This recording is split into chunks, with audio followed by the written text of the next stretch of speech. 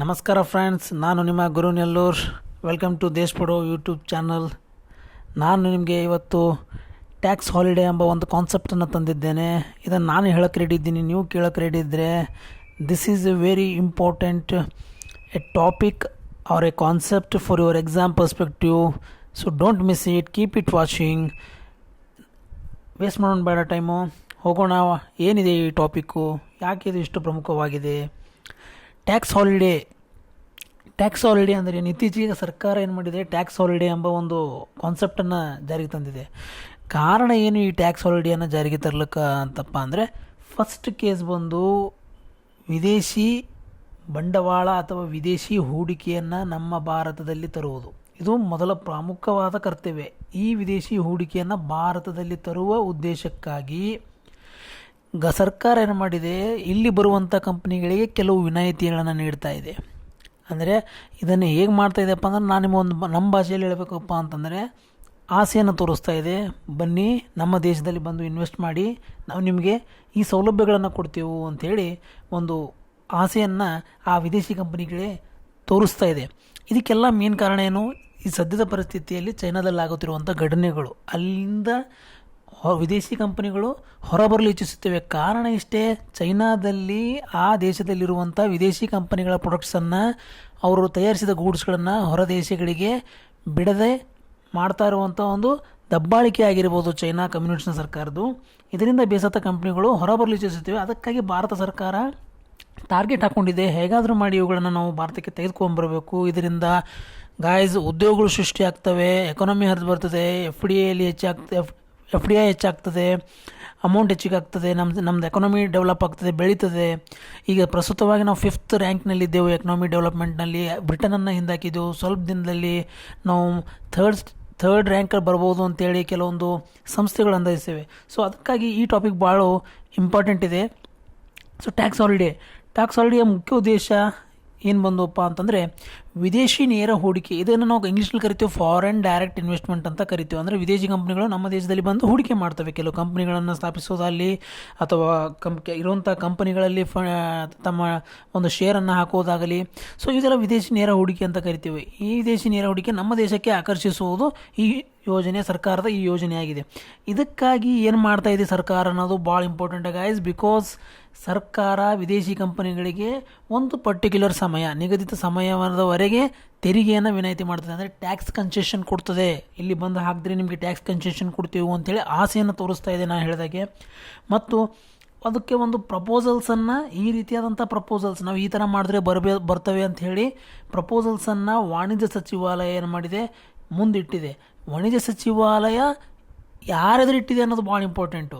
ವಾಣಿಜ್ಯ ಸಚಿವಾಲಯ ಈ ಐಡಿಯಾಗಳನ್ನು ತೆಗಿತದೆ. ವಾಣಿಜ್ಯ ಸಚಿವಾಲಯದ ಪ್ರಸ್ತುತ ಮಿನಿಸ್ಟರ್ ಬಂದು ಪಿಯೂಷ್ ಗೋಯಲ್ ಇದ್ದಾರೆ. ನಾವು ಅದು ಪಿಯೂಷ್ ಗೋಯಲ್ ಅನ್ನೋದು ನಮಗೆ ನೆನಪಿರಲೇಬೇಕು. ಇವರು ವಾಣಿಜ್ಯ ಸಚಿವಾಲಯದ ಪ್ರಸ್ತುತ ಮಿನಿಸ್ಟರ್ ಇದ್ದಾರೆ. ಪಿಯೂಷ್ ಗೋಯಲ್ ಅವರು ಒಂದು ಪ್ರಸ್ತಾವನೆಯನ್ನು ತಂದಿದ್ದಾರೆ. ಏನಪ್ಪ ಅಂದರೆ, ಈ ರೀತಿಯಾಗಿ ನಾವು ಆಸೆಯನ್ನು ತೋರಿಸಿದಾಗ ವಿದೇಶಿ ಕಂಪನಿಗಳು ಬರಬಹುದು. ಯಾಕಂದರೆ ಇದು ಪ್ರಸಕ್ತ ಕಾಲವಾಗಿದೆ ಬರೋದಕ್ಕೆ. ಚೀನಾದಿಂದ ಕಂಪ್ನಿಗಳು ಹೊರಗೆ ಬರ್ತಾ ಇವೆ, but they are facing towards Vietnam ಕಡೆ ಮುಂದೆ ನೋಡ್ತಾ ಇದ್ದಾವೆ. ಅವುಗಳಲ್ಲಿ ಹೋಗಬಾರ್ದು, ನಮಗೆ ಬರಬೇಕು ಅಂಥೇಳಿ, ನಮ್ಮ ದೇಶಕ್ಕೆ ಬರಬೇಕು ಅಂಥೇಳಿ ಈ ರೀತಿಯಾದಂಥ ಹೊಸ ಇನಿಷಿಯೇಟಿವನ್ನು ತರ್ತಾ ಇದೆ. ಅದರಲ್ಲಿ ಟ್ಯಾಕ್ಸ್ ಹಾಲಿಡೇ ಒಂದು. ಸ್ನೇಹಿತರೆ, ಪಿಯೂಷ್ ಗೋಯಲ್ ಅವರು ನಮ್ಮ ವಾಣಿಜ್ಯ ಸಚಿವಾಲಯದ ಪ್ರಸ್ತುತ ಮಂತ್ರಿಗಳಾಗಿದ್ದಾರೆ. ವಾಣಿಜ್ಯ ಸಚಿವಾಲಯ ಈ ಒಂದು ಪ್ರಪೋಸಲ್ಸನ್ನು ಅಥವಾ ಈ ಒಂದು ಪ್ರಸ್ತಾವನೆಯನ್ನು ಯಾರೆದುರಿಟ್ಟಿದೆಯಪ್ಪ ಅಂತಂದರೆ, ನಮ್ಮ ಒಂದು ಫೈನಾನ್ಷಿಯಲ್ ಏನು ಮಿನಿಸ್ಟ್ರಿ ಇದೆಯೋ, ಅಂದರೆ ಹಣಕಾಸು ಸಚಿವಾಲಯ ಇದೆಯೋ, ಆ ಹಣಕಾಸು ಸಚಿವಾಲಯದಲ್ಲಿ ಇದು ಇಟ್ಟಿದೆ. ಇದಕ್ಕೆ ಕೊನೆಯದಾಗಿ ಕೊಡುವಂಥದ್ದು, ಅಂದರೆ ಪರ್ಮಿಷನ್ ಕೊಡುವಂಥದ್ದು ಹಣಕಾಸು ಸಚಿವಾಲಯನೇ ಕೊಡಬೇಕು. ಪ್ರಸ್ತುತ ಹಣಕಾಸು ಸಚಿವಾಲಯ ಯಾರ ಕೈಯಲ್ಲಿದೆ? ಸೀತಾರಾಮ್ ಅವರ ಕೈಯಿದೆ, ನಿರ್ಮಲಾ ಸೀತಾರಾಮ್ ಅವರ ಕೈಯಲ್ಲಿದೆ.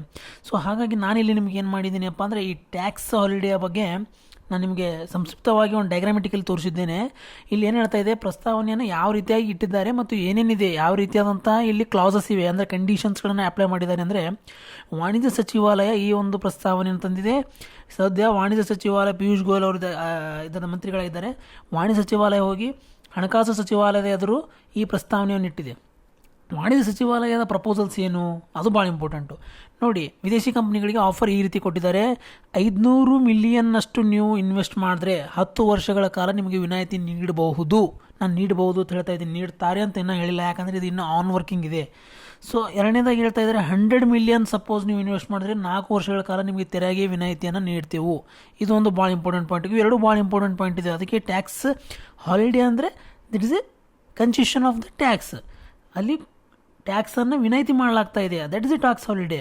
ಇದರಿಂದ ಕಂಪ್ನಿಗಳ ಆಸೆ ಎತ್ತು ಈ ಕಡೆ ಬರ್ತಾವೆ ಅನ್ನೋದು ಒಂದು ಉದ್ದೇಶ. So this is all about the tax concession ಅಥವಾ ದ ಟ್ಯಾಕ್ಸ್ ಹಾಲಿಡೇ ಅಂತ ಕರಿತೀವಿ. ನಾನು ನಿಮಗೆ ಇನ್ನೊಂದು ಸ್ವಲ್ಪ ಎಕ್ಸ್ಟ್ರಾ ಹೇಳಬೇಕು. ಇದರಲ್ಲಿ ಹಣಕಾಸು ಸಚಿವಾಲಯ ಇದೆ. ಹಣಕಾಸು ಸಚಿವಾಲಯ ಇದರ ಅಧ್ಯಕ್ಷ ಬಂದು ನಿರ್ಮಲಾ ಸೀತಾರಾಮನ್ ಅವರು.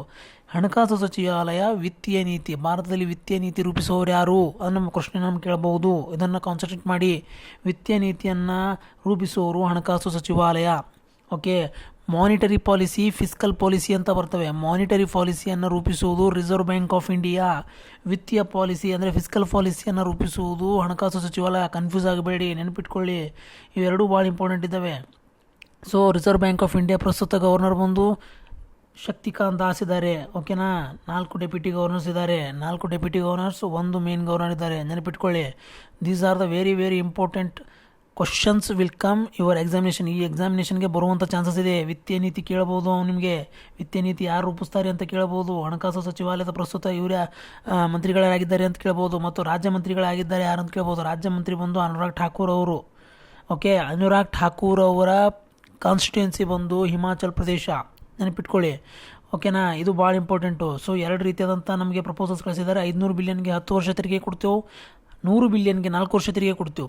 ಸೊ ವಾಣಿಜ್ಯ ಸಚಿವಾಲಯ ಕೇಳಿದ್ರೆ ವಾಣಿಜ್ಯ ಸಚಿವಾಲಯ ಬಂದು ಪಿಯೂಷ್ ಗೋಯಲು. ಒಂದೇ ಅಲ್ಲ ಅವ್ರದ್ದು, ಪಿಯೂಷ್ ಗೋಯಲ್ ಅವ್ರದ್ದು ರೈಲ್ವೆ ಸಚಿವಾಲಯ. ಸೊ ಇವ್ರ ಅಂಡರ್ನಲ್ಲೇ ಇದೆ. ರೈಲ್ವೇನೂ ಸಹ ಇವ್ರ ಅಂಡರ್ನಲ್ಲೇ ಇದೆ. This is all about the tax concession. Tax ಬಗ್ಗೆ ನಿಮಗೆ ಇನ್ನೂ ಮುಂದೆ ಡೀಟೇಲಾಗಿ ಕೊಡ್ತೀನಿ. ಟ್ಯಾಕ್ಸ್ನಲ್ಲಿ ಡೈರೆಕ್ಟ್ ಟ್ಯಾಕ್ಸ್, ಇಂಡೈರೆಕ್ಟ್ ಟ್ಯಾಕ್ಸ್ ಬರ್ತವೆ.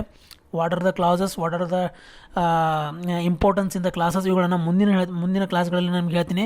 ಸೊ ಇಷ್ಟಕ್ಕೆ ಇವತ್ತು ನಾವು ಟ್ಯಾಕ್ಸ್ ಹಾಲಿಡೇ ಬಗ್ಗೆ ಇವತ್ತು ತಿಳ್ಕೊಂಡ್ಬಿಟ್ಟೆವು. ಇದನ್ನು ನಾವು ಮುಂದೆ ಎಕ್ಸಾಂಪಲ್ ಪರ್ಸ್ಪೆಕ್ಟಿವ್ನಲ್ಲಿ ಭಾಳ ಇಂಪಾರ್ಟೆಂಟ್ ಇದೆ.